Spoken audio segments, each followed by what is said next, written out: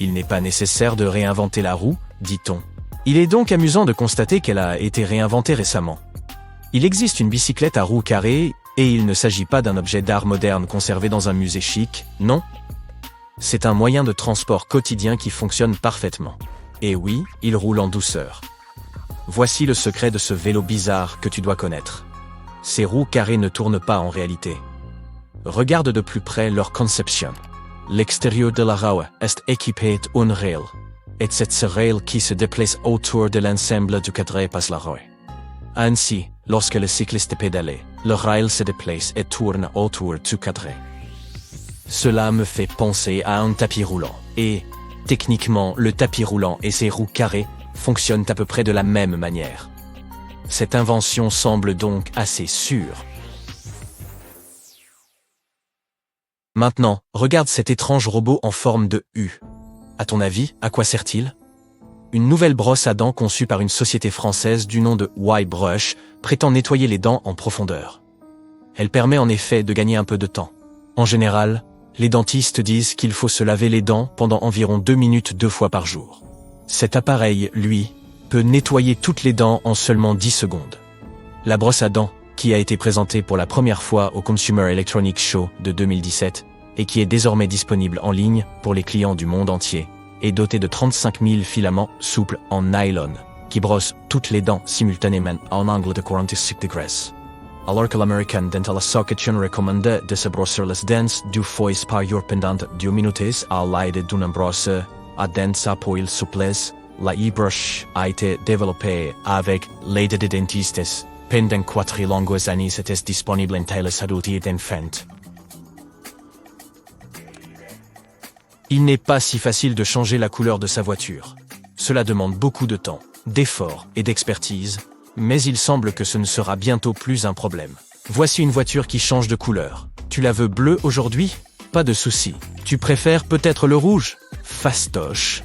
Il y a environ 1 an, BMW a présenté son concept, mais ils sont passés en seulement 1 an d'un design monochrome à un véritable arc-en-ciel de teintes et de nuances différentes. Jette un coup d'œil à ce concept de berline sportive électrique. Baptisé iVision Day, il donne un aperçu de l'avenir avec toutes sortes de technologies géniales, comme des assistants virtuels gérés par l'IA et des affichages intégrés dans le pare-brise. Et tiens-toi bien, ils ont même ajouté une version en couleur de la technologie, dite du papier électronique. Une chose que nous n'avions sûrement pas vue dans le concept de l'an dernier. C'est génial, non?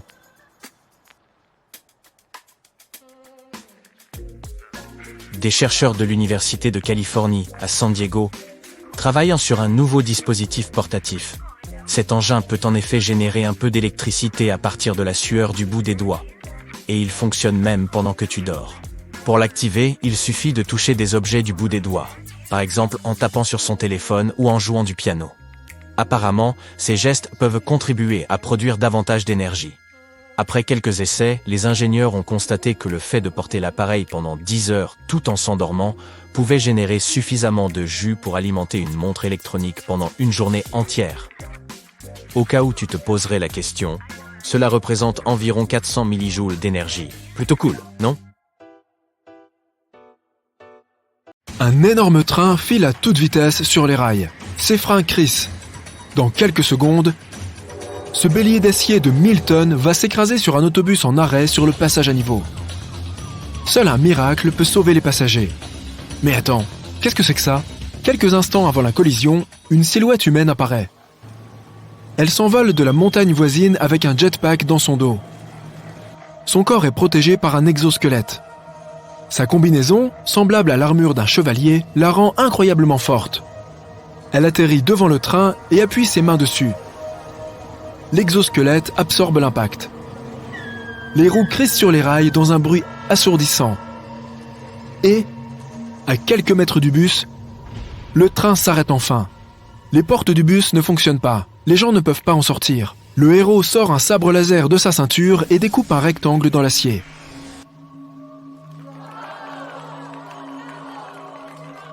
Ce scénario peut sembler fantastique, mais beaucoup de gadgets que l'on a vus dans les bandes dessinées et les films font désormais partie de notre réalité.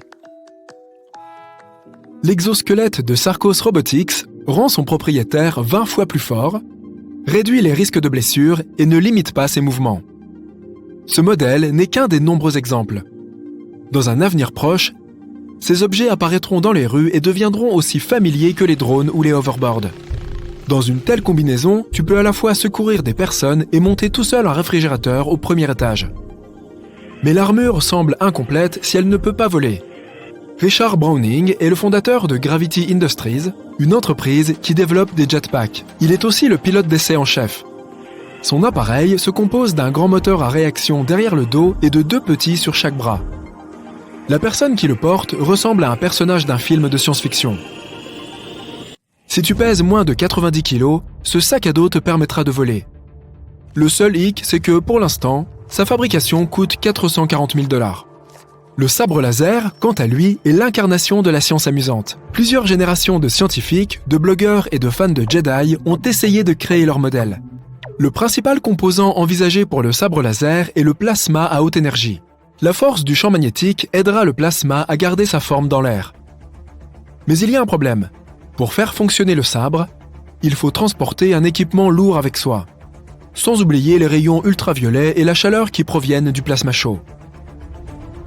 La torche à vapeur métallique Burner est actuellement la meilleure alternative au sabre laser.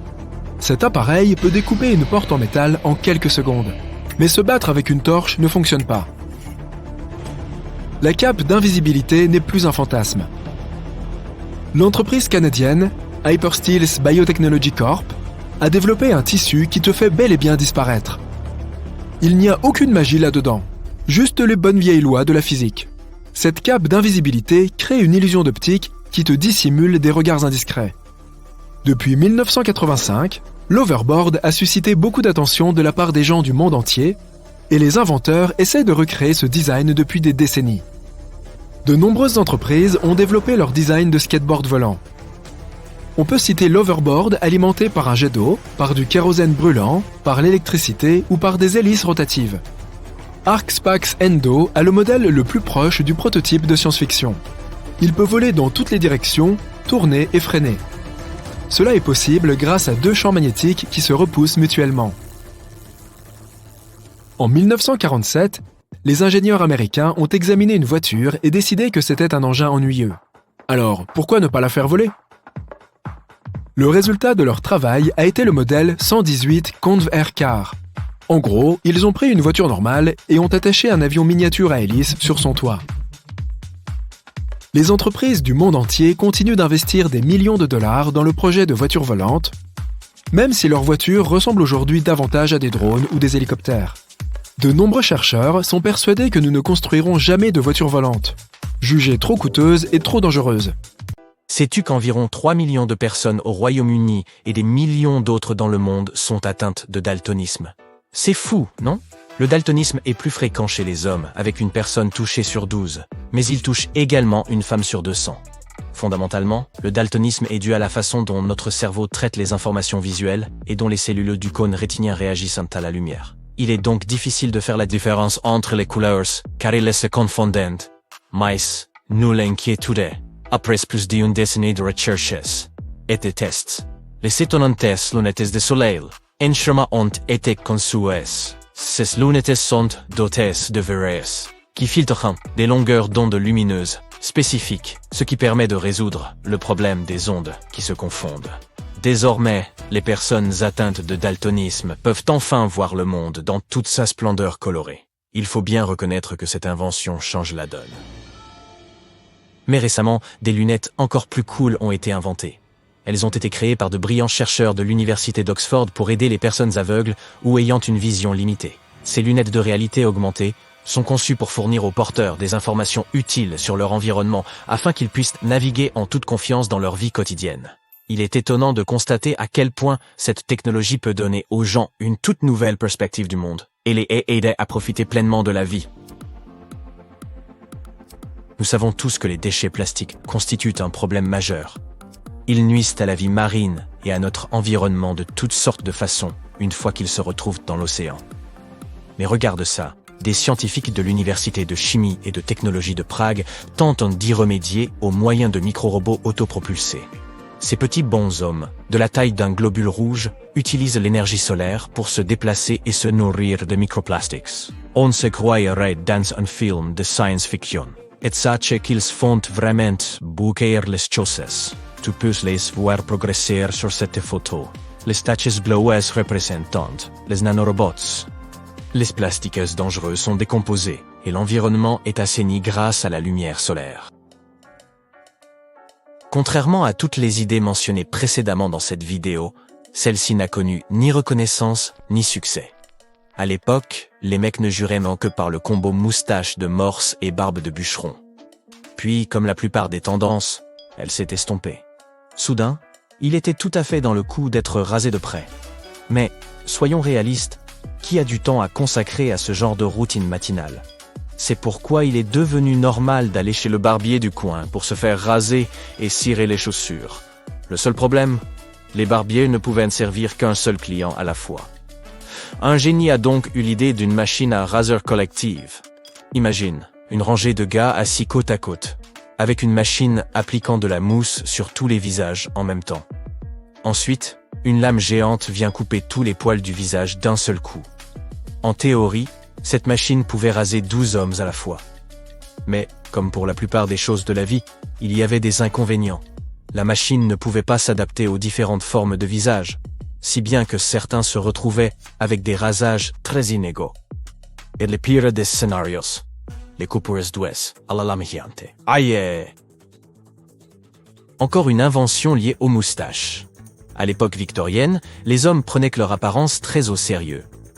Un gentleman digne de ce nom savait qu'une moustache bien entretenue était la clé du succès.